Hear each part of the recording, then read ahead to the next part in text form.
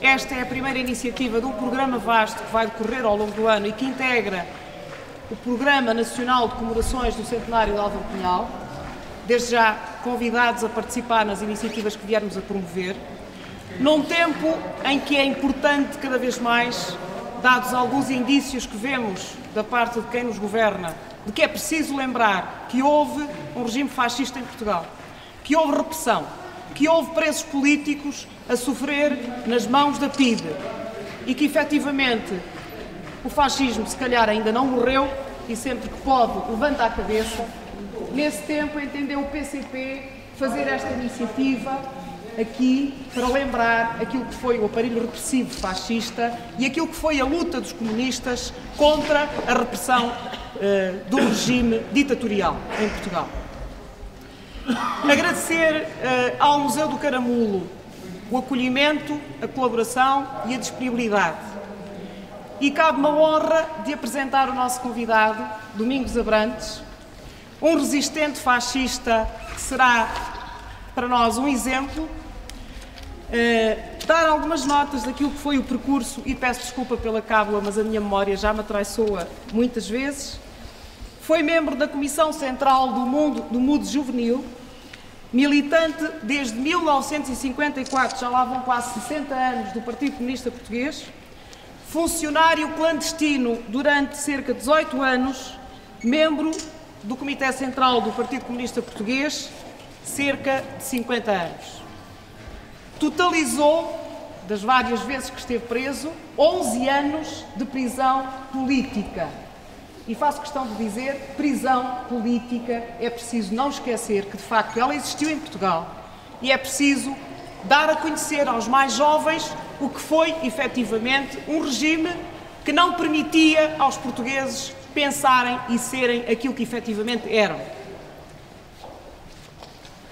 Domingos Abrantes foi, de facto, uma vítima dessa repressão e mantém, apesar de tudo isso, a jovialidade, a lucidez que lhe vão conhecer e que só um revolucionário, de facto, pode ter.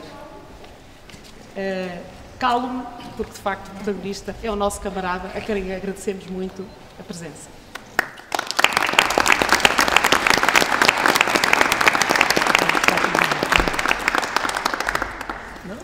Bem, camaradas, então estamos aqui hoje para falar da fuga de Caxias, que ficou também conhecida pela fuga, os camaradas para não ouvirem, ficou conhecida pela a fuga do carro blindado de Salazar e, tratando-se de um acontecimento que tem 50 anos, é obrigatório não perder de vista o contexto em que esta fuga ocorreu.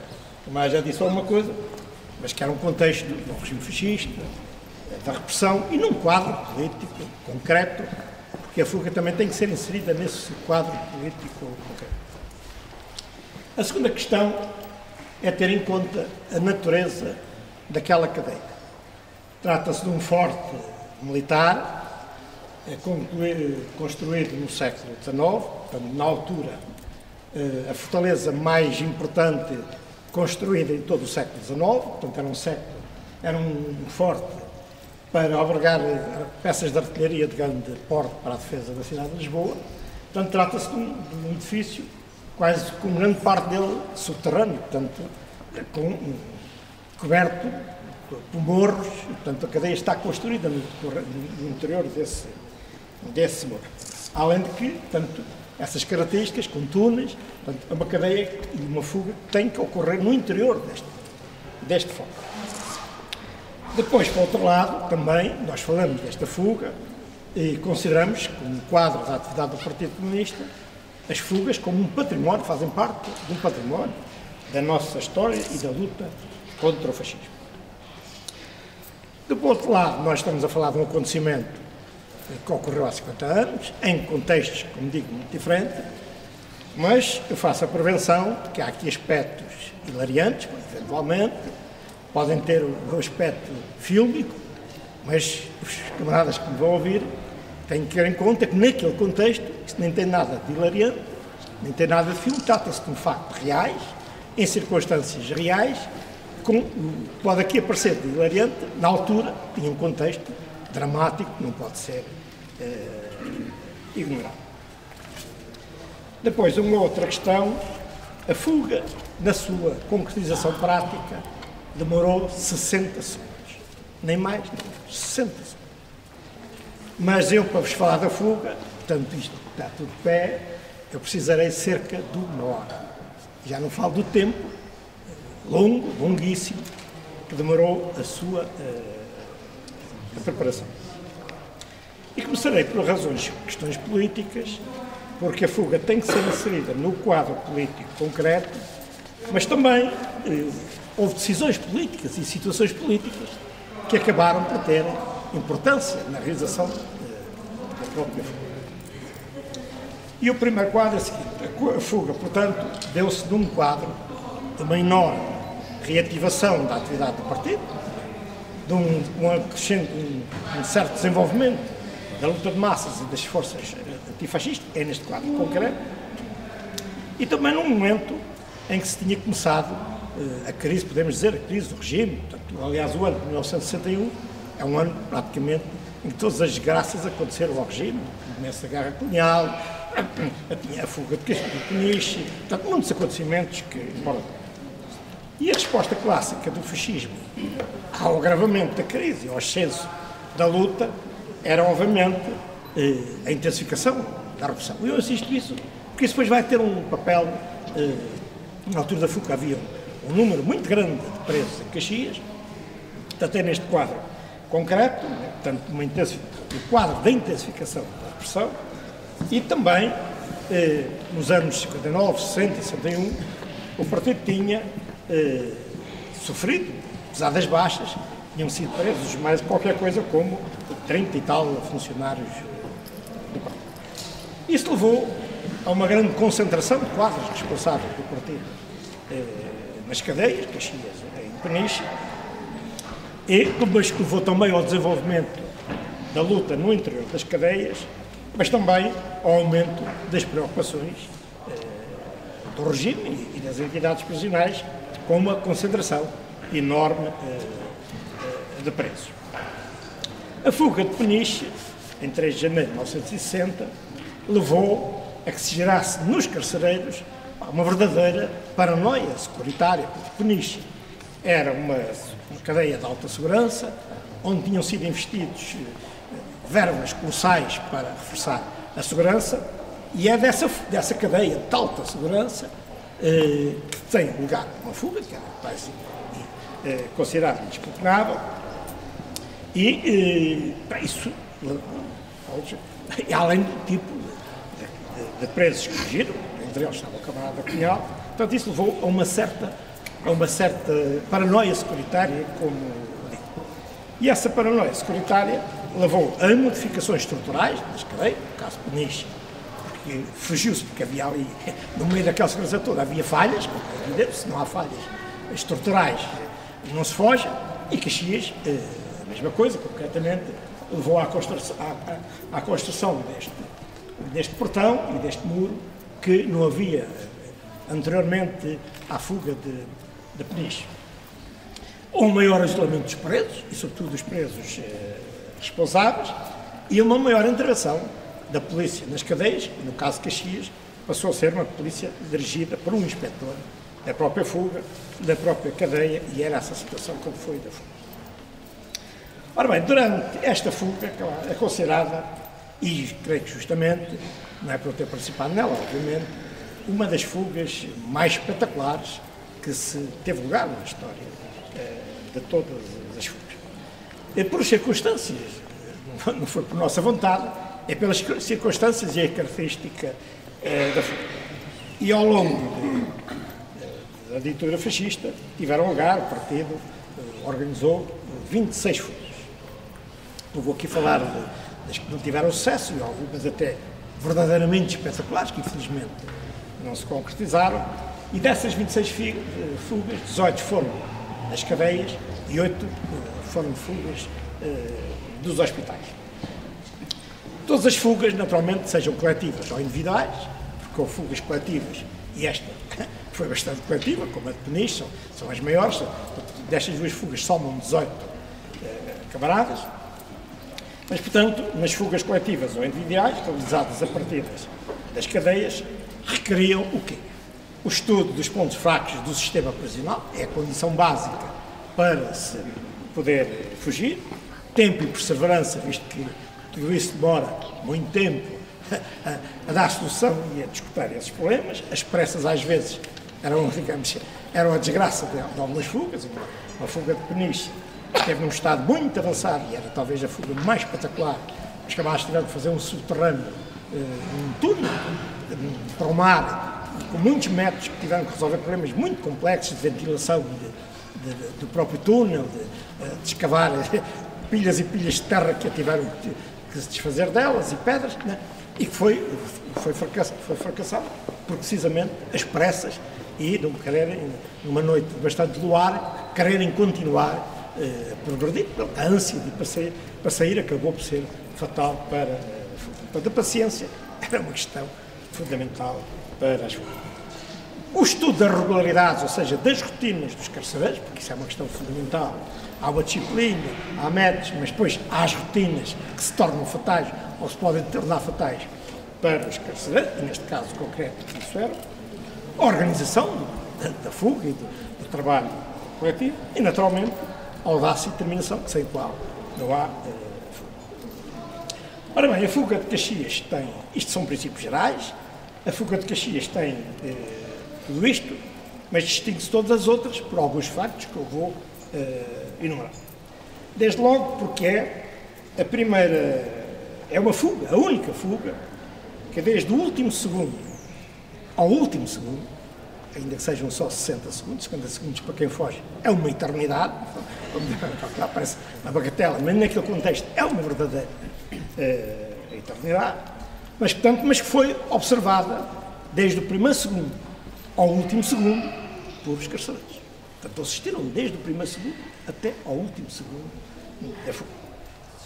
E de tal forma isso é importante, porque a seguir à fuga houve um processo de investigação para saber se havia complicidade dos serviços da cadeia ou não, e foi elaborado um extenso relatório, tudo isso foi passado a pente fino, e eu vou ler-vos o relatório, porque o relatório dá rigorosamente uma informação rigorosa daquilo que se passou, o que só era possível, porque assistir, de facto.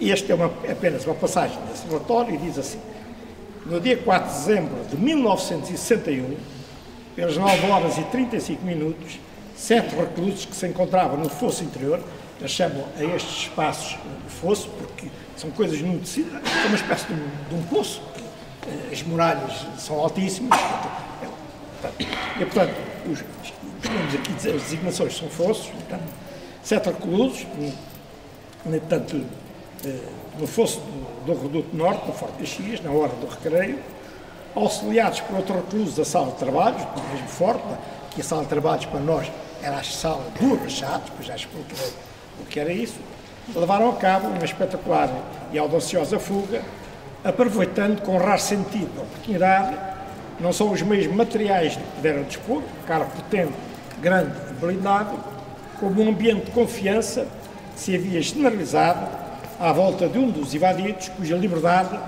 de movimentação dentro do forte era praticamente ilimitada e que permitiu levar até ao local do início da fuga um automóvel sem despertar a mínima suspeita. Portanto, isto é um relatório oficial e que traduz, de facto, o que se passou. Ora bem, mas a fuga também única, porque desde o princípio, desde o primeiro segundo ao último, esteve sempre sob o potencial de fogo, que tornava uma fuga de alto risco, como vejo, calculado. Não é uma fuga que tenha sido descoberta depois. Portanto, é uma fuga preparada a partir do aparelho de segurança da cadeia, portanto, é uma das outras. Então, o aparelho de segurança foi infiltrado por um camarada nosso, que eu explicarei, o que exigiu, portanto, medidas muito concretas para esse trabalho e que, naturalmente, também tivemos que beneficiar dos erros dos carcereiros para que esses objetivos tivessem sido atingidos. É uma fuga realizada e preparada a partir do interior, sem qualquer auxílio exterior.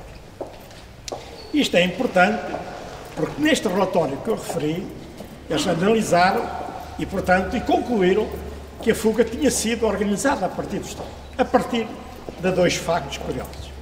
O primeiro, o diretor da cadeia, que era o inspetor da PIDE, disse que era impossível ter sido organizado no interior porque ele tinha 40 anos de combate ao comunismo e, portanto, era impossível que isso pudesse ter acontecido nas barbas dele sem ele. Isto passa modéstia do senhor. E a segunda, tinha alguma lógica, é que quando o Trezo rachou, já vamos explicar isso, e portanto foi para a sala de trabalho, não existia o carro. E portanto a fuga não pode ter sido concebida, porque ninguém conhecia o carro, não havia carro.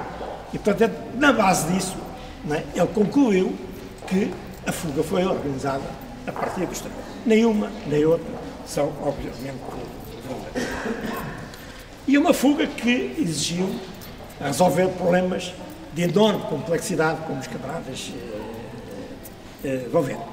Muitas incógnitas, é preciso ir respondendo às incógnitas, e algumas eram teóricas, isto é, só tinham resposta concreta no ato da fuga, o que obrigava a decisões extremamente complicadas. Portanto, havia coisas para a qual não havia resposta, a não ser, por exemplo, se o carro era ou não era blindado, era uma coisa que só no ato concreto e muitas outras, mas havia todo este problema.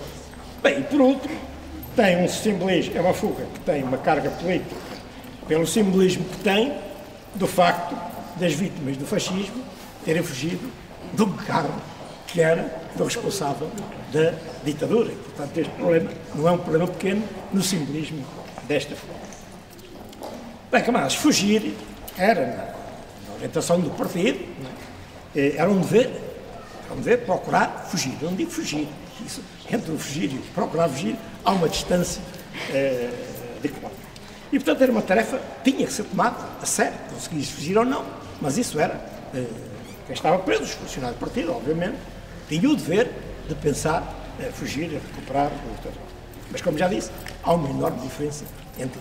Porque muitas vezes descobrem-se os pontos fracos, mas não se consegue chegar aos pontos fracos. Primeiro, porque os carcereiros também tomam medidas, né? E a gente pode estar a ver que há ali uma saída, mas nunca lá chegamos como adiante. Portanto, há uma diferença. Portanto, é preciso descobrir os pontos fracos e é preciso resolver os problemas para chegar aos pontos fracos. Antes desta fuga, esteve em preparação, num estado muito avançado, já com camaradas selecionados, quem é que ia fugir e portanto, as tarefas que competiam aos que não iam fugir, etc, etc. Era uma fuga que, aliás, teve preparada, se teria ter lugar, do sítio muito próximo onde era esta. Aqui neste ponto, que a fuga deu-se daqui, havia um lavadouro, nós fizemos pressão para querer lavar a roupa, os carcereiros não queriam que a gente mandasse para a família, lá percebe? A certa altura, os carcereiros lá aceitaram. Então, nós vínhamos lavar a roupa a um lavador que há aqui, subterrâneo. Portanto, tratava-se de deitar abaixo. Descobriu-se que a parede era um tijolo simples, tratava-se de deitar abaixo a parede e tinha que se entrar num túnel que nós não sabíamos onde é que ia parar. E hoje, pelo que conhecemos da cadeia, até sabíamos que não íamos parar lá nenhum. Mas naquela altura, quem não arrisca não petisca. Mas os carcereiros, por razões que, ou porque ouviram bater, ou porque ouviram muita insistência a querer ir sistematicamente lavar roupa, e acabaram com isso, e, inclusive, bloquearam a porta, porque isto é um túnel subterrâneo, né, e que tinham umas portas que eles acabaram por bloquear, e, portanto, essa fuga foi à vida. Portanto, tinha ido à vida, mas, claro, não se realizou aquela, começou-se a pensar outra. E o pensar é não saber o quê. E eis não quando os carcereiros deram uma ajudinha, que sem a ajuda deles também isto não vai dar. Ora bem, com o elevado número de presos responsáveis que estavam em Caxias, naquela época, como já disse, depois da fuga de Peniche, apressou-se uma enorme paranoia dos carcereiros,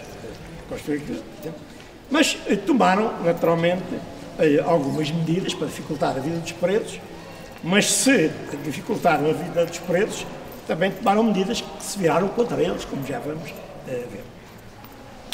Portanto, havia aqui a sala dos funcionários do partido, estavam aqui no resto de chão, portanto, aqui na sala 2, que é mais ou menos aqui, portanto, no extremo da cadeia. E os carcereiros, depois da fuga de Peniche, fizeram duas coisas.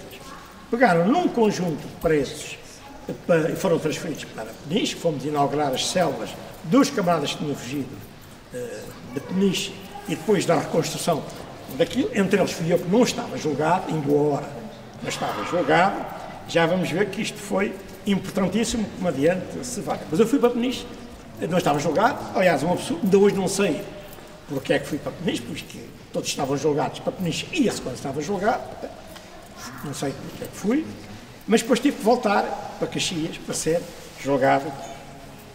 E além dessa medida, os carcereiros o que é que fizeram? Pegaram aqui nos camaradas funcionários do partido que estavam aqui, às vezes numa só sala, outras vezes em duas salas, e disseminaram-nos por toda a cadeia.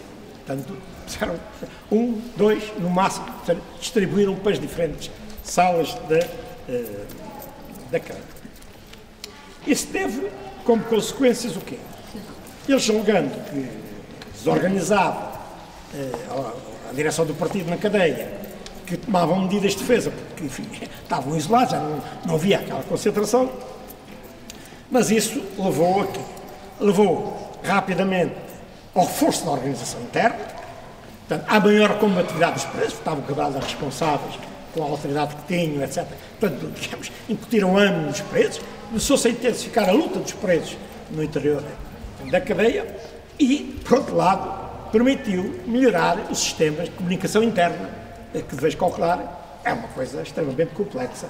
Numa cadeia, visto que a gente não tinha contacto fixo. Mas quando os carcereiros se deram conta do erro, viram a combatividade crescente dos presos, resolveram voltar à primeira forma e juntá-los todos aqui na mesma na sala, com uma variante que tem alguma importância. Nós normalmente eram 10, 12, os carcereiros às vezes chegavam lá, metade para cada lado, depois voltavam a juntar todos, depois se separavam, mas quando se separavam nunca eram os mesmos, portanto havia ali uns embaralhanços. Mas quando reconstituíram a sala, portanto, já que tinha acontecido dois acontecimentos fundamentais. As linhas de comunicação interna estavam, digamos, na perfeição, portanto, e sobretudo isso tinha permitido concretizar uma operação que é chamada Operação Tereso, levar o camarada Tereso, convencer o camarada Tereso a infiltrar-se no aparelho da cadeia. E essa operação, o camarada Tereso, deu-se numa sala em que estava o Tereso, bastantes camaradas, 10, 12, 14, já não me recordo, né?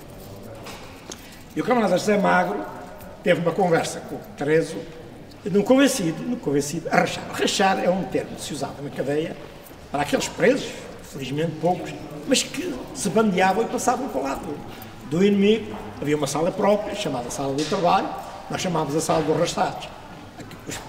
A direção da cadeia chamava a Sala do Trabalho, tinham porta aberta, portanto andavam as oficinas da cadeia, tinham visitas com a família, tinham regalias próprias dessa traição. E, portanto, houve uma conversa com o Tereso para se passar. O Tereso nem queria acreditar na proposta que se estava a fazer, né? Portanto, digamos, e gostou-lhe muito, e disse logo que não, nem pensar nisso, e chamou o José Magro que estava maluco, etc, etc, etc. É uma coisa difícil e dolorosa, como vejo. Mas o camarada José Magro, com muita persistência, lá convenceu o Tereso a aceitar essa tarefa. E, portanto, o Tereso preparou a encenação para rachar, foi à porta, primeiro criou um conflito interno com os camaradas, até os jovens camaradas na cela, ameaçou a dar-lhes uns burros, a mandar-lhes com um prato de arroz nas trompas e tal, um conflito, cheirar a bicho na sala, foi à porta, bateu umas pancadas na porta, veio o guarda, disse o guarda, quer-me ir embora, da sala, quer ir para a sala de trabalho, já tinha a barriga cheia de comunismo, pintou a macaca e tal. isto caiu que nem uma bomba, porque surpreendeu todos os camaradas. Portanto, o camarada 13 é um camarada estimado, e portanto os camaradas caiu uma bomba, tentaram convencê-lo a não fazer isso e tal, mas ele manteve-se sempre irredutível, né? Escreveu umas cartas à mulher a dizer mundos e fundos do partido, dos comunistas, né? O partido fez uma carta a circular a toda a organização, ao coletivo, para todas as salas, a dizer para cortar com a família do 13, com o 13 tinha traído miseravelmente. Portanto, criou-se uma incitação para, digamos, consolidar essa pressão. Só que os carcereiros ficaram um bocado desconfiados, porque o 13 não encaixava no perfil do Rachado. Portanto, o 13 era um camarada que tinha sido julgado há pouco tempo, tinha tido uma posição firme no tribunal, tinha um comportamento interno, que nunca, não era daquelas pessoas que estava caída. Portanto, os carcereiros tiveram ali alguma hesitação, acharam que é fartura. Mas, claro, a gula dos carcereiros, e sobretudo do diretor, por ter um Rachado, porque aquilo era um trunfo, o inimigo, portanto, um comunista que se passava por lá deles era um troféu de caça, e essa gula acabou por ser fatal para os carcereiros, e ao fim de 3 semanas, lá chamaram 13, ou foi insistido várias vezes. Qual era a tarefa do 13? Naquela altura, isto é uma decisão de uma enormíssima audácia, ninguém sabia para que servia. A tarefa do 13 era o quê? Resolver o problema que não estava resolvido, porque nós tínhamos movimentos limitados, nós diariamente saíamos daqui para o Recreio, íamos e vinha, meia hora, mas dali não saíamos. Portanto, da cadeia sabíamos zero. Nem sabíamos os percursos e, sobretudo, não sabíamos onde é que estavam as sentinelas, que era uma questão. Portanto, a missão do 13 era, digamos, ganhar a confiança da direção da cadeia, digamos, poder circular livremente e fazer o reconhecimento de toda a estrutura da cadeia e dos pontos de segurança da cadeia e nos informar, e nós estudaríamos o que é que era possível na base daquele reconhecimento. Ora bem, mas eu quero-vos dizer que o 13 revelou um enorme talento. Claro, a gente, quem falou com eles disse que sabia zero. Mas, por razões de sorte, o 13 revelou um enormíssimo talento para esta. Desde logo, a disponibilidade revolucionária, como vejo o camarada que foi trabalhar para o Conselho do Inimigo. E isso, contudo, o que isso significou, porque o coletivo partidário deixou de falar, também cruzava-se com ele, as nossas famílias cortaram com a família dele, e, portanto, passou a ser um traidor que desceu ao mais baixo daquilo que se podia descer.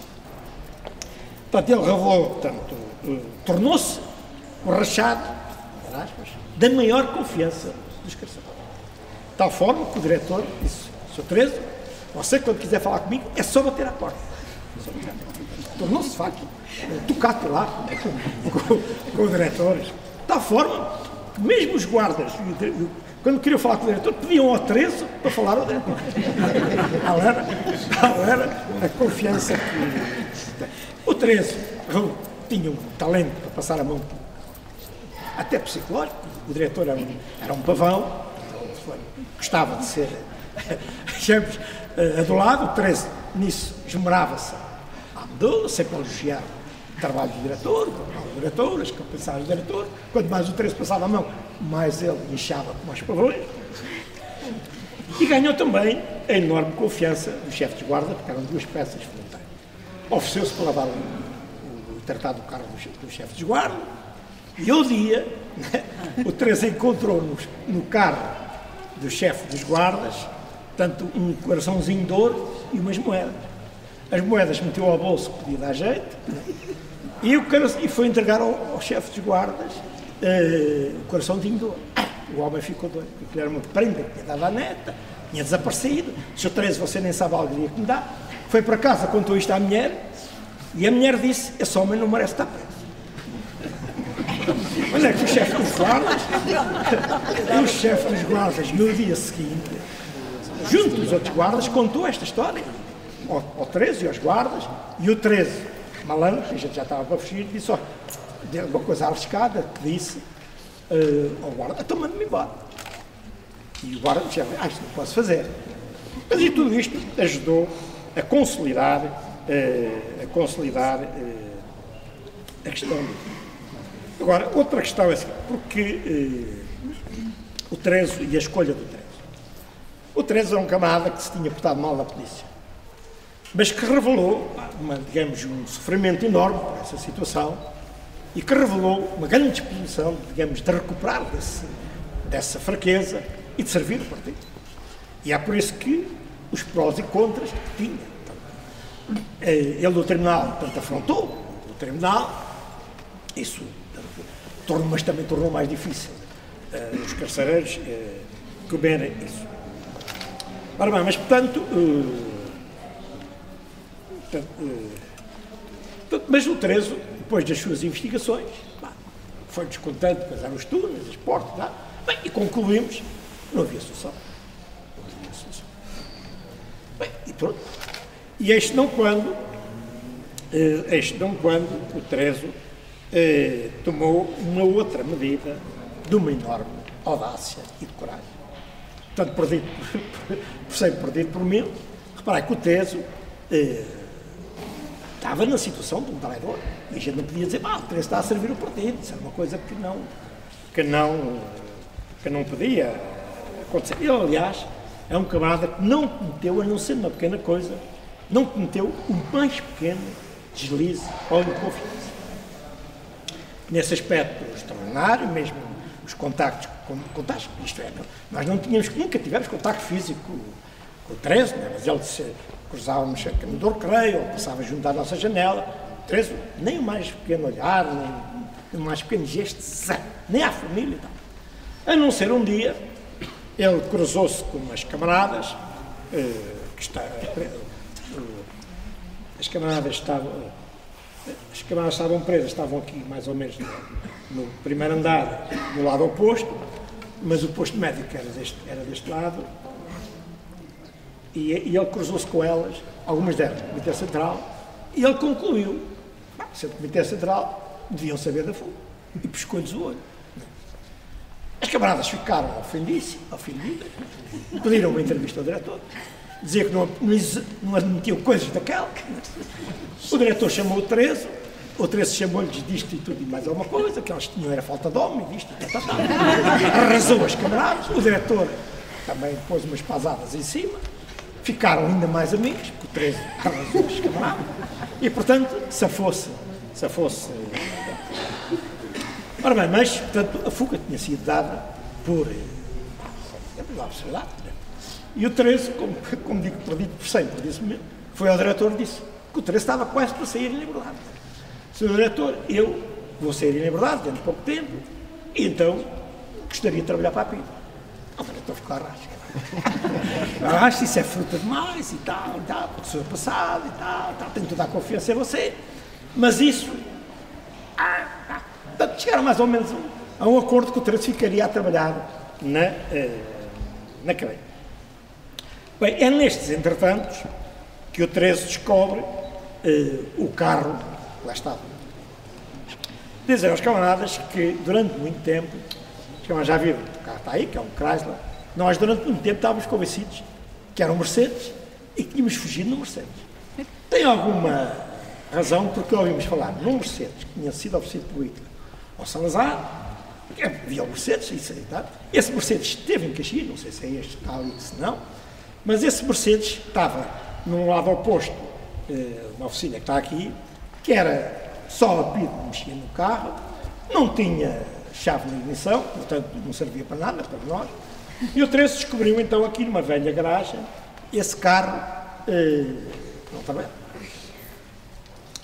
E um carro, como está a ver, potente, enorme, né? E foi o Tereso que nos propôs fugirmos no carro.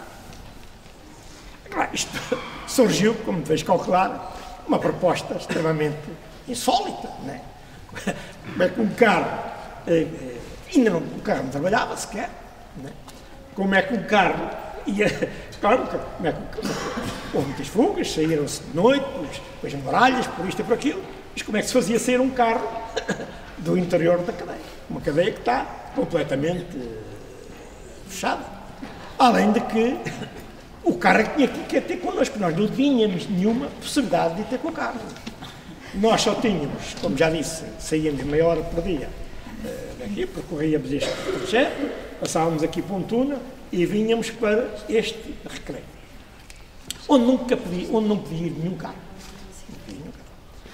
Mas os carcereiros também daqui foram generosos, né? E deram-nos uma grande ajuda, porque acharam que este fosso, apesar de rodeado de muralhas e de janelas por todo lado, acharam que isto já estava muito próximo da fronteira, que era pouco seguro, e em boa hora mudaram o nosso recreio para a parte mais interior da cadeia. Portanto, isto é uma espécie de um poço de altas muralhas, rodeados de janelas. E, portanto, aceite-se as ideias. O 13 pôs a tratar do arranjo do carro. Foi uma coisa com alguma complexidade. Ele pediu ao diretor para pôr o carro a arranjar. O diretor disse: "Mas você é capaz disso?" E tal, sou e tal. Lá o convenceu. E lá o convenceu a deixar pôr o carro a trabalhar. Ora bem, mas portanto, resolvido esse problema, quando o 13 conseguiu pôr o carro a trabalhar, foi muito demoroso, porque o carro tinha um corte de segurança que foi preciso descobrir, o 13 lá conseguiu. O 13 não era mecânico, era motorista, mas com umas conversas com o cunhado sobre carros e tal, lá conseguiu fazer algumas perguntas e lá conseguiu descobrir o segredo do corte de energia do carro. E quando o 13 pôs o carro a trabalhar, o diretor nem queria acreditar nas competências do 13, aqui também o 13 subiu, digamos, na categoria, na consideração do diretor. Tratava-se, portanto, de resolver o problema fundamental, é como é que se ia fugir. Portanto, elaboraram-se as incógnitas às quais era preciso dar resposta. A primeira questão era quem fugia. Nós éramos 10, mas tinha este problema, que na hora da fuga não se sabia quem ia fugir. Porquê? Porque a maior parte deles estavam julgados. Eu portanto, fui julgado quase na véspera, na antevéspera da fuga. Isso até foi uma cena caricata, porque eu já sabia que ia fugir. A minha mãe achou que eu devia ir ao tribunal bonito, mandou fazer um fato. Eu, mais que eu não queria o fato, mas ela achou, teimou que eu tinha que ir com fato. Lá, não sei já como é que foram tiradas as medidas, deve ter sido por sinais. Lá fez um fato, eu não lhe podia dizer que foi um fato, mas eu fui julgado 2 ou 3 dias antes da fuga. Portanto, nós éramos 10, como já disse, pedia-se de um momento para o outro ir para a Peniche, e por outro lado, os carcereiros embaralhavam, dividiam, depois tantas vezes punham 5-5, portanto era logo um problema, e nunca íamos para o recreio os 10, portanto era sempre por 5, e às vezes juntavam todos, portanto, por acaso coincidiu tudo na melhor, na altura da fuga, estávamos 10 juntos, estava sempre aqui, no quadro, o camarada Zé Magra, o camarada mais responsável, na sala onde ele estivesse, eram os que iam, mas havia essa incógnita de quem é que ia fugir até ao fim. A segunda questão era como fazer chegar o carro ao único local possível, mas que o carro é que tinha que ir ter connosco, nós não podíamos, como já disse, nós saímos aqui, fazíamos este percurso e vínhamos aqui. Portanto, o carro tinha que ir lá ter connosco. E só podia entrar de marcha atrás por uma razão muito simples, é que o carro não tinha espaço para manobra. Além de não ter espaço, não tinha tempo, porque isto havia um GNR aqui, outro aqui, e depois mais uns tantos cá em cima. Mas o carro não tinha sequer espaço para... tinha que se manter a trabalhar, mas era impossível fazer manobras. Portanto, assentou-se que o carro tinha que lá ir e tinha que ser de marcha atrás. Isso foi uma coisa que se assentou. Depois, como fazer sair o carro com presos, né? Entrar no carro e fazer sair, visto que a partir daqui tinha que se percorrer este túnel, que é bastante prolongado, mais este, tinha que se entrar aqui neste fosso, e depois havia este portão, e havia um outro portão aqui. Este portão era de ferro, e este a gente não sabia bem o que era. Ora bem, mas nós descobrimos que este portão de ferro, não havia carne nunca, está-se abaixo, né? Só estava fechado durante a noite. Sabemos hoje, sabemos depois, que houve uma grande discussão entre a GNR e o diretor da cadeia, que a GNR defendia que este portão estivesse sempre fechado. Só que o diretor achava que era uma grande complicação, porque ele utilizava este portão, porque aqui há várias oficinas, e decidiu, ele, era o diretor, que o portão só se fechava à noite. E, portanto, durante o dia estava aberto. O grande problema era este portão, que estava sempre fechado. E aqui punha-se um outro problema, que era saber o que é que acontecia ao carro, né? Ao portão. E isso, tive aqui um papel particular, por isso eu não estava julgado, vim de Peniche para ser julgado, e, portanto, eu já tinha o processo elaborado pela PID, mas formalmente, como fui julgado em Tribunal Militar, tive que ir ao Tribunal Militar para ser interrogado, pelo juiz, etc, etc. Portanto, saí várias vezes, e até para o julgamento, aqui este portão. Nós não sabíamos da estrutura do portão, sabemos hoje que é um portão de madeira grossa com chapeado, e este portão tinha, além de um GNR aqui, outro GNR aqui ao lado do portão, tinha dois ferros aí de 1 metro de altura, talvez enterrados no chão. Deviam estar. E eu, nas várias vezes que passei aqui, foram muitas, verifiquei que esses ferros nunca estavam no chão. Por preguiça, confiança dos GNRs, qualquer coisa, nunca vi, podia acontecer no dia da fuga, estar um menos preguiçoso, porque eles tinham que fazer este movimento, e, portanto, esses ferros nunca estavam enterrados no chão, porque havia umas placas de cimento onde deviam enterrar, e, portanto, isso enfraquecia, e como enfraqueceu a postura do carro. Mas o portão tinha que ser arrebentado, isso não havia dúvida. A outra questão, não era pequena, é o que é que se ia encontrar para além do portão. E porquê? Porque as nossas famílias, para além de podermos, na casa de encontrarem um carro, era uma hipótese, mas isso, se acontecesse, acontecia. Mas mais grave é que as nossas famílias concentravam-se aqui para as visitas. Portanto, isto punha, e a gente não podia estar a dizer, vão sair na segunda-feira, afasta, isso era uma coisa impossível. Mas, portanto, qual era a solução? As visitas eram às 10 horas, portanto, a fuga tinha que ser a uma segunda-feira. Porquê? Porque o pessoal, na semana, portanto, à segunda-feira, vinham mais tarde, portanto, havia menos pessoal. Tinha que ser depois da hora da rendição e tinha que ser a uma hora em que, com grande probabilidade, não tivessem lá as nossas famílias. A segunda-feira era um dia muito morto em visitas, porque geralmente as visitas das famílias eram as fins de semana, portanto, só pessoas residuais estariam lá à segunda-feira, e, portanto, tinha que ser uma segunda-feira. Ora bem, mas nós nunca sabíamos a hora que íamos para o recreio, que era uma questão, um handicap. Né? Sabíamos, os carcereiros meia hora antes diziam preparem-se para o recreio, mas umas vezes era às 9, outras vezes era às 10, outras mais. Mas as tais rotinas, sim. Eles deviam ter uma escala, portanto aquilo ia variando, de vez em quando, lá. Portanto, nós acertámos na Muxixa, marcámos na segunda-feira, dia 4 de dezembro, e de facto confirmou-se ser o recreio às 9 horas. Portanto, eram 8h30, eles vieram-nos dizer, preparem-se para o recreio, já sabíamos como era. E portanto foi feito, estava tudo combinado com o 13, portanto combinou-se, o 13 foi informado, o informado aqui, é claro, foi informado, porque nós correspondíamos todos os dias com o 13. Todos os dias. Portanto, ainda por cima, isto é tudo muito demoroso, nós como só saímos da sala uma vez por dia, isto tinha que ser quando se saía da sala. Né? Portanto, tínhamos que deixar a mensagem, o 13 tinha que ir buscar, né? Eu tinha que esperar depois que a sala adormecesse para ele nos responder, porque ele estava no meio dos rachados, portanto tinha que esperar que estivesse todos a dormir. Portanto, isso era tudo muito moroso, a gente fazia uma pergunta, o 13 respondia, mas isto eram 48 horas, como devem ver, para responder a tudo isto. Mas utilizavam nessa altura telemóveis, coisas. A outra questão era qual era a reação da GNR.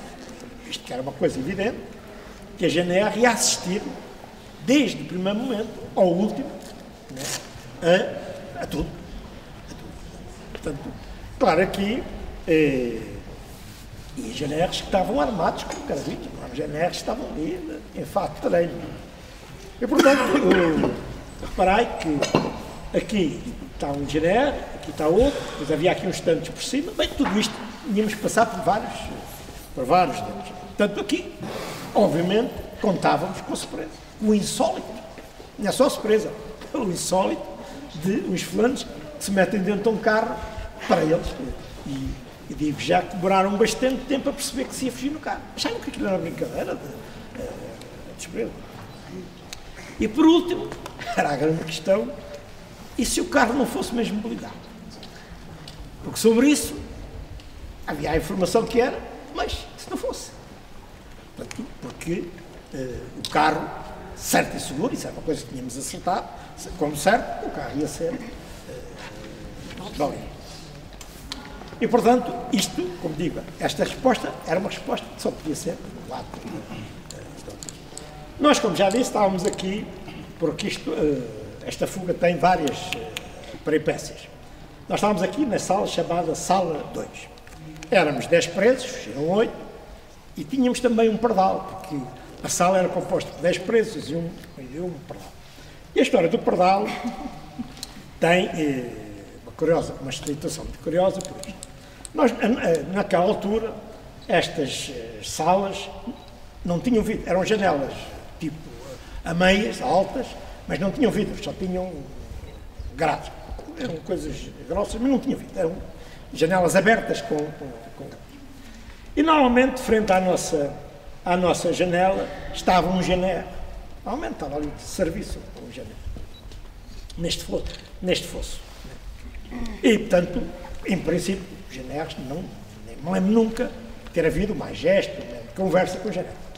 E este não quando, um dia, passou aqui rente a este muro, um GNR, já inverno, com um capote, estendeu a mão e deixou-nos ficar um pardal. Passou, não disse nada, deixou só ficar, deve ter caído uma árvore. Bem, claro, nós, o pardal não voava, era bebê, digamos assim, já pegaram no pardal, adotámos o pardal, arranjámos uma caixinha com algodão, já não me lembro como é que se arranjou arroz, né? Dávamos água ao pardal, mas o pardal tornou-se um fator da divisão do coletivo. O pardal ia connosco para o recreio, dava no bolso, né? O cabral andava no chão, corria e tal. E tornou-se um fator de divisão, porquê? Porque o pardal foi crescendo e começou a sujar. Portanto, sujava os livros, sujava as camas, as fronhas, portanto havia os amigos do pardal e os inimigos do pardal. Aquilo era uma discussão interminável sobre o pardal. E este não quando o pardal que voava para a cabeça, para os ombros nós, vamos falar de uma sala limitada, mas acho. E um dia houve um camarada que estava à janela, portanto lá fora, lá dentro, e o pardal voou da cama extrema de uma das camas para porque o pardal, precisamente, a certa altura parecia já que tinha noção de que estava preso. Porque tantas e tantas horas havia vigilância, nós tínhamos que pôr assim junto às camas de cada um, os bailicos, e o próprio pardal às vezes estava ali.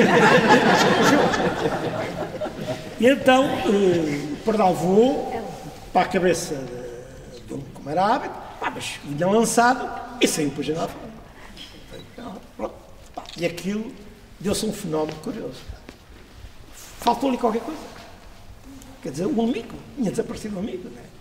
E mesmo os que eram anti-pardal,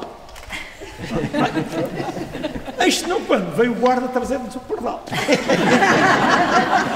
O pardal não voava, ficou neste fosso, portanto o GNR ou o guarda agarrado, portanto vieram as trazer o pardal. O pardal já era conhecido, a gente sabia que lá voltou. Então o pardal foi adotado pelo coletivo, né? Restabeleceu-se a unidade partidária, né? assentou-se, tapava os cobertores e com jornais, para o pardal. O pardal foi adotado. Mas quando se marcou a fuga, o que fazer ao pardal? Então, entramos em negociações com as camaradas para adotarem o pardal. Para parte do diretor, o diretor esteve de acordo, As camaradas que eram mais, não eram assim tão amigos. A primeira coisa que, isto, já sobre a hora, a primeira coisa que fizeram, perguntaram se o pardal sujava. E claro, nós mandámos pardal. É cedíssimo. Mas por acaso não foi preciso, porque o pardal fugiu à nossa frente. Na véspera, o pardal fez a mesma coisa, voou, e dessa vez já não apareceu, e lá foi, e foi à nossa frente, e portanto esperemos que tudo tenha corrido bem para o pardal, como correu para mim. Ora bem, portanto, no dia da fuga, portanto, foi marcada, como já disse, foi marcada para segunda-feira, 4 de dezembro, era de um pressuposto que o recreio ia ser cedo, como aliás foi feito, não nos enganámos. O 13, portanto, antecipadamente tinha sido informado que se marcou o dia 4, né? Combinámos o sinal para o dia, porque ele tinha que confirmar que nós íamos para o recreio, também podia começar a operação, tem de ter a certeza que nós íamos para o recreio. Portanto, no dia, depois de termos sido avisados, ele foi, fizemos-lhe um sinal para tudo. Né? O 13, malandro, uns dias antes, já sabia que íamos fugir, convidou o diretor para segunda-feira para irem dar um passeio de carro, para o diretor experimentar a guiar o carro, né? Portanto, aquilo ainda deu maior confiança para quando o diretor lá chegou já não havia carro. Bem, mas quando já tínhamos todos tudo assente, as tarefas distribuídas, porque havia várias tarefas em relação à questão do carro, isto mesmo, na véspera, há um camarada que teve um desabafo, não mais do que isso, mas suficientemente audível, né, que disse isto: vamos ficar todos num paliteiro. Aquele que nem uma bomba, o camarada era um camarada responsável, portanto, sensato. Né. Havia ali um camarada que tinha a ideia que íamos morrer todos. Não era uma coisa que se ouvisse e que não se negasse. Não se podia depois. Portanto, o camarada que é. E bastava haver um para ter essa ideia, isto tinha que ser discutido. Lá se começou a discutir, e passou-se tudo em revista, e o coletivo decidiu, coletivamente, que se mantinha. Claro, o risco era sempre, mas é que valia a pena a questão. Portanto, no dia de manhã, portanto, lá viemos a falar, mantivemos todos naturais, a roupa que andávamos no dia a dia, cada um passou a noite à sua maneira, como deves calcular. Não íamos propriamente para uma festa no dia seguinte, eu costumo dizer, tínhamos uma tensão serena, mas deves calcular, não íamos para uma festa, havia uma série de incógnitas. Portanto, já disse que às 8h30 fomos informados, comunicou-se ao 13, e portanto, o 13 dirigiu-se à garagem para preparar as coisas, que era passar a gasolina dos carros da cadeia para o Chrysler, sabotar os carros da cadeia para depois não poder ir atrás de nós. Portanto, às 9h fomos para o recreio, como era normalmente, com a mesma roupa interna, só não levávamos o pardal. Portanto, saímos daqui, os 10, íamos só fugir 8, já sabia. Então fomos para aqui, percorremos este corredor, passámos aqui um túnel e viemos aqui ao chamado fosso interior, pronto, à espera que chegasse o carro, já sabíamos, portanto, como é que o carro ia entrar e como é que nos íamos servir. Começámos a jogar a bola, uma bola feita de trapo, a tirar uns para os outros, porque era a aula que o carro tinha que entrar de marcha atrás e, portanto, ficaria no meio de nós. Isso, os carceiros já estavam habituados a ver o 13 andar com o carro. O carro nunca tinha ido ali. Então, o 13 exibiu o carro sempre aqui nesta. Os treinos que fez foi neste fosso, portanto, nunca tinha ido ali. Mas era habitual, janeiro, toda a gente sabia que o 13 andava com o carro, isso tinha-se tornado normal, o 13 ir à garagem, abrir a garagem, tinha a chave da garagem e, portanto, trazer. Portanto, quando já estávamos aqui, a tirar a bola uns para os outros, à espera do carro, eis-no quando, em vez do 13, aparece-nos a pedir um carro. Isso sem saber o que é que se tinha passado. Quer dizer, a única coisa que sabíamos é que estávamos à espera de um Mercedes, para nós era um Mercedes, com o 13, e aparece-nos um carro de pedido. Não sei mais o que é que tinha acontecido ao 13, portanto, coisa insólita. Claro, isso tem alguma razão, porque naquela altura estavam presos, umas centenas de presos, em Caxias, tinha havido muitas prisões no Alentejo, e portanto eles encheram umas casas-matas, que são umas células subterrâneas que existem aqui, e portanto tinham aqui os presos, quase todos alentejanos, né? E foram buscar presos para interrogatórios. A razão para aparecer ali a pedir o carro. Bem, nós fizemos um basqueiro de todo tamanho, tá? Que queríamos o recreio, tínhamos o direito ao recreio, criou-se ali um conflito com a PIDE e com o GNR e com os guardas, né? E lá conseguimos, negociar que eles foram-nos meter, curiosamente, no sítio onde teve programada a outra fuga, e conseguimos negociar e arrancar que tínhamos o resto de tempo que faltava. E, portanto, isso foi uma das coisas que se comprometeram, só que uma grande parte do tempo se tinha escoado. Portanto, o 13 teve que meter o carro na grade, né? Teve que certificar que nós tínhamos voltado ao recreio, portanto, um tempo precioso tinha ido à vida. Portanto, ele certificou-se que nós tínhamos voltado ao recreio, foi a correr à garagem, buscar o carro, né? E entrou então aqui de marcha atrás. Uma operação extremamente difícil, porque o carro era praticamente da largura do túnel. Ainda por cima um túnel que era em curva. E, portanto, o 13 lá foi, um grande motorista, mas com dificuldade, porque aquele túnel, além disso, tinha umas valas laterais, e quando o 13 já estava aqui e nós já víamos o carro, o 13 mete o carro uma roda na valeta. E o tempo a escoar-se, a chegar ao fim, o carro não arrancar, tudo num estado de nervos, como vais calcular. Acho que a gente já nem jogava a bola, não sei. O GNR ainda foi ajudar a Teresa a tirar o carro da valeta. O 13 lá conseguiu, também nervosíssimo. Sabia que o tempo estava a escoar-se, né? O carro lá entrou, aqui, e portanto ficou aqui, nós de cada lado, cercámos o carro, como estava combinado. E o Zé Magro deu a palavra-chave, que golo, era o sinal para entrar no carro. Portanto, estava o 13, o carro teve sempre a trabalhar, o 13 sempre ao volante, e, portanto, dividíamos em 2 grupos, e havia, de um lado e do outro, 2 camaradas que tinham a responsabilidade de abrir as portas, e eram os últimos a entrar. Só que nós vimos este carro, não sei, muitas vezes aqui, neste fosso, é certo que vimos do interior, mas vimos aqui o carro. Tereso exibia o carro para a gente se deliciar. Só que não sei porquê, o carro, como já viram, tem 2 portas, mas para nós tinha 6 portas. Portanto, havia um camarada que abria uma porta que não existia. E além disso, isso tinha importância, porque estava estabelecido quem é que ia, quem é que entrava por cada porta. Bem, eu avaliei uns momentos, estamos a falar frações de segundos, não é? E o 13 ainda disse, mas vocês querem fugir ou não? Não estava a perceber, não sabia o que é que se estava a passar. O espaço entre nós e o carro ocupou quase o espaço. Para vocês verem, este GNR que estava aqui ainda me empurrou para o carro. Porque, de facto, eu fiquei encostado à espingarda, sentia a espingarda nas costas. E ele empurrou para o carro. E, portanto, lá se abriu a porta. E então entrámos todos para as 2 portas, e claro, não fomos sentados, né? Porque entrámos assim em prancha, portanto fomos 6 em cima uns dos outros, como se fosse uma lata em sardinha. O carro pôs-se a andar, né? Este GNR calmamente achou que aquilo era insólito, ainda fez assim para o 13, não passou para a cabeça que se ia fugir, né?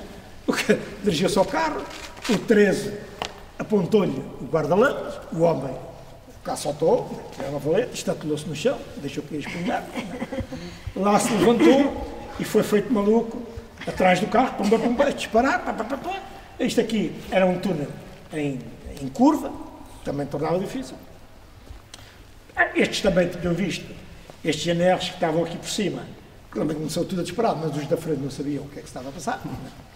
E então o carro fez a operação mais perigosa, portanto, passou este portão, mas este espaço era curto, teve que se fazer como se fosse nos aviões, fechar a pista, entrou para o interior da cadeia, deu a volta e ganhou, para ganhar velocidade, para arrebentar. Este GNR estava tão habituado a ver o carro que ainda se levantou para ir abrir o portão. Mas depois viu que o carro vinha a uma velocidade que não era própria para quem ia parar. Teve o bom senso de saltar para o lado e, de facto, metade do portão ficou lá cravado, outra falta.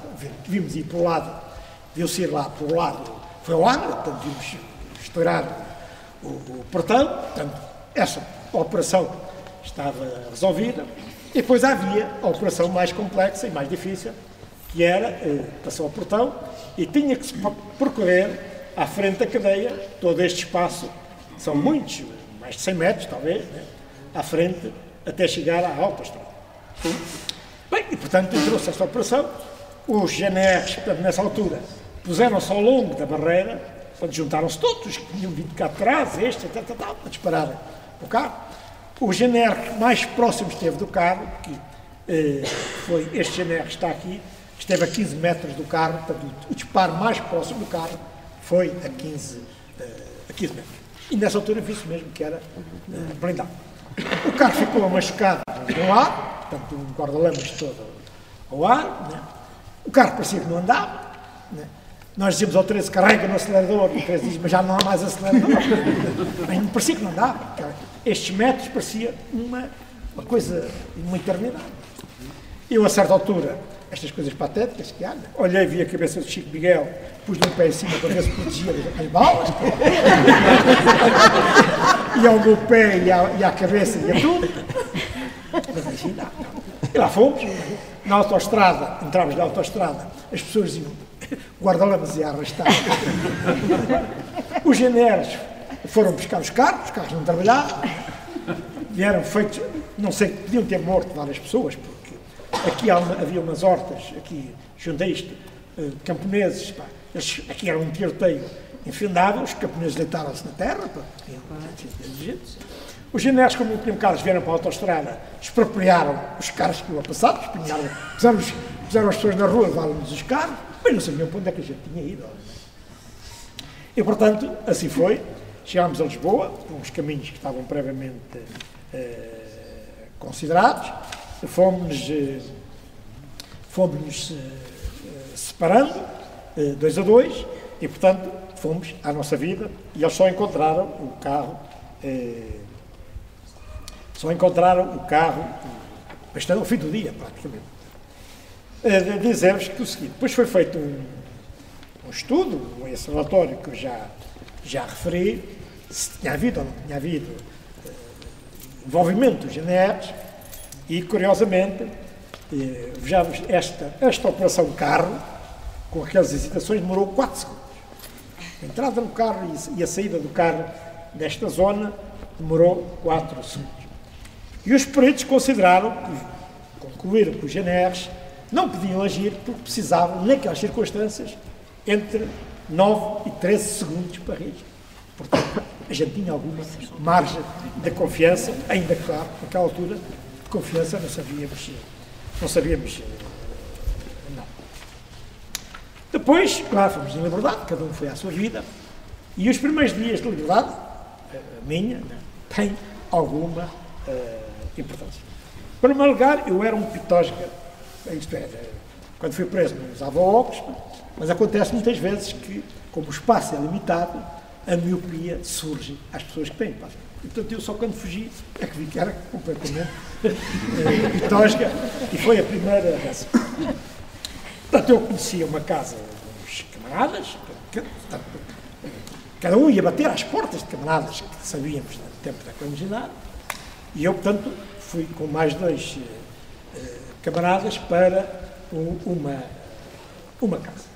Que era uma casa da grande burguesia lisboeta. Na altura em que eu fui preso, ele era o cineasta Fonseca Costa, né? Casada com uma moça que era filha de um industrial, né? Mas quando eu frequentava a casa, ela não tinha criado. Eu, portanto, na altura tinha acabado de casar. E, portanto, eu bati à janela, que era no resto de chão. A camarada ficou meio espantada, porque às 9 e tal da manhã parece que um flanco está preso, né? Mas mandou a criada abrir a porta. A criada veio, abriu a porta, E o camarada que ia connosco, não sabia que era criada, chegava que era camarada, abraçou a criada. Abraçou a criada, chamou-lhe amiga, a criada achou que aquilo era liberalismo amaro, de falar há 50 anos, deu-lhe um empurrão. Mas ficámos logo ali mal vistos. Além do traje, não era próprio da casa. E até a certa altura, portanto, ela viu que não era gente, havia ali qualquer coisa. E nós almoçámos lá, e à meia da tarde a criada disse assim: pá, senhor, minha senhora, estes homenzitos ficam cá hoje. Claro, camarada pertigou-se, homenzitos, aquele engenheiro de som, não sei o que. Éramos todos gente importante. Mas ela não comeu e nós tivemos que zarpar, cada um para o seu lado. Fui para a casa de um camarada que na altura era banqueiro, o partido também tem estas coisas. E fui para lá, também umas peripécias que não encaixava. Eu era o primo que tinha vindo da província para fazer um tratamento. Não. Aquilo era uma casa de banqueiros. Portanto, ao jantar, uma mesa redonda, era eu, o camarada, a esposa e batia da camarada. Portanto, tinha uma criada para servir à mesa. Não. Portanto, estava a camarada da casa, estava eu, estava a tia, estava o camarada, vinha uma criada, aquelas jovens que exibiam o físico, trazia a bandeja, passou para a camarada, serviu a camarada, ia servir para mim, eu deitei-me à bandeja. A camarada, a criada, deu um salto, olhou assim para mim e disse: onde é que vem esta bandeja? Porque a seguir era a senhora. Mas para mim era tudo igual ao litro. Era eu que estava a seguir, venho. Mas aquilo falou, lá fui, tive também sair dali, e fui para uma outra casa, todas áreas, como já vão ver. E fui para a casa de uns camaradas, de uns jovens camaradas, que é luz, e lá esteve, tinham um filhito, os miúdos são sempre um problema, e então o camarada no dia seguinte foi trabalhar, e eu fiquei lá em casa com a camarada. E o miúdo, por azar, apareceu lá a cunhada, portanto, a irmã do camarada, e o miúdo, mal a tia entrou e disse: está cá o primo. E o camarada, primo, não há primo nenhum. Portanto, despachou. Só que a cunhada teve que ir ao quarto, a uma sala, que era um corredor, foi a cunhada, quando ia a passar junto ao quarto, o miúdo abriu a porta: olha o tio, olha o primo. E lá estava eu atrás da porta. Claro, a cunhada, 2 e 2 são 4, e malandra como era, saiu dali e foi dizer à avenida: a minha cunhada tem lá um gajo atrás da porta.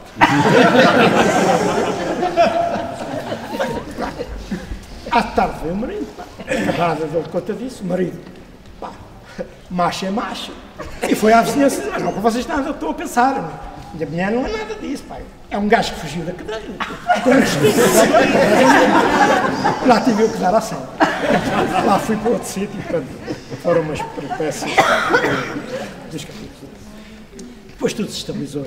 Mas, claro, eu quero 2 questões finais. Naturalmente que a fuga é o resultado do trabalho coletivo, de estudo, de intervenção, de tarefas, de decisão, mas no coletivo não valida as responsabilidades e o papel individual. E nesta fuga há 2 camaradas que têm um papel particular.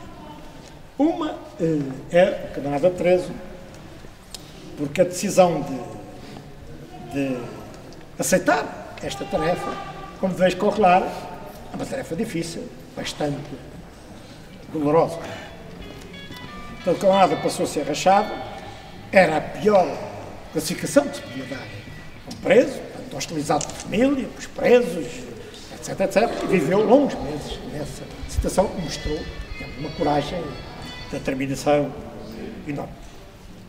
Claro que ele, quando o camarada Zé Mário falou com ele, claro, Zé Mário disse: mas o partido sabe que não és rachado, mas isso é um consolo. Né? Poderia demorar muitos anos a que esse problema fosse esclarecido. Nós arriscávamos a vida, todos, né? Mas o 13 arriscava mais, porque o 13 estava à beira de ser eliminado. Estava bem. E, portanto, se a fuga não se tivesse dado, o que é que acontecia? Era 13, durante muitos anos, até ao 25 de Abril, ia ser um rachado. além de se tinha oferecido para trabalhar para a polícia. E a gente não podia dizer, pá, o Teresa, se a fuga falhasse, o Teresa lá condenado, etc, etc. Portanto, e nós já éramos condenados por profissão, portanto, que é uma situação diferente. Portanto, o Teresa teve aqui um papel de uma coragem, uma dedicação ao partido enorme. Portanto, e a sua escolha revelou-se ajustada. A outra é o caso do camarada José Magro, porque a ele cabe uma parte importante da decisão. Desde logo, de ter audácia, porque é preciso audácia, só passaria para a cabeça do camarada José Magro convidar o Teresa para esta tarefa. Mais trabalhava uma tarefa que naquela altura não sabia bem qual que era, a não ser para descobrir.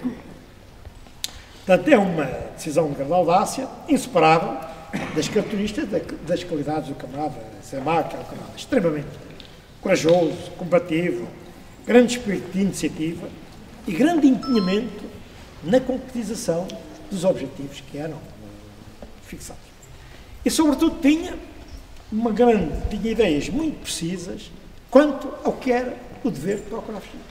Portanto, devemos dizer assim, tentava-se a pensar, acordava a pensar nas fugas e punha toda a gente a pensar. E, portanto, isso tudo, ao longo deste tempo, foi decisivo.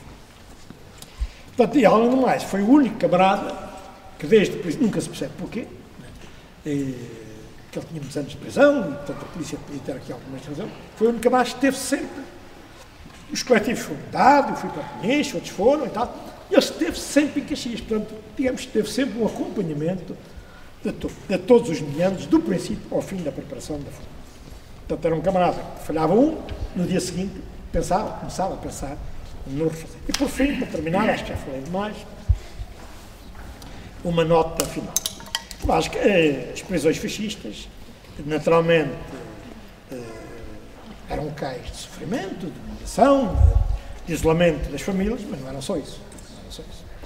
Eram também locais de luta, como também se lutava, e dizendo aos camaradas que esta fuga se pode discutir se foi ou não foi, mas podia ter posto em risco a fuga, nunca se deixou de organizar lutas contra os carcereiros e os direitos, mesmo com tudo que isso pudesse significar. Foi sempre uma constante nesse trabalho. É naturalmente um momento de afrontamento com a polícia, podemos dizer que a passagem para a polícia é a prova das provas, naquela altura, obviamente, era a prova das provas, mas eram também locais de solidariedade, digamos, da recuperação de muitos camaradas e da preparação para aquilo que era o nosso dever, uma vez em liberdade, retomar a atividade fascista. A fuga foi uma enorme derrota para o fascismo, consequentemente uma grande vitória para o partido. Com a fuga de Caxias e Peniche, o partido recuperou mais de metade dos funcionários que tinham sido presos. E isto teve, entre eles o camarada Cunhal, neste lote de 18 camaradas, isto teve efeitos extraordinários no reforço da atividade do partido. Portanto, mais coincidiu já num período de crise aguda do regime e, portanto, foi, digamos, uma coisa que caiu dos céus aos trambolhões, como se podia dizer. E, por último, dizer aos camaradas, nós estamos aqui a falar de uma experiência, de um património histórico, mas façamos votos para que seja só falar do património histórico.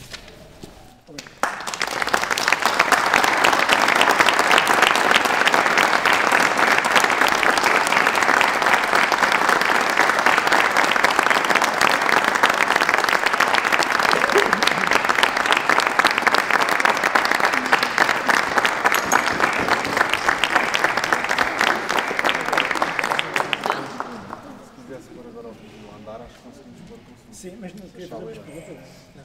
Também, mas é mais de ordem técnica.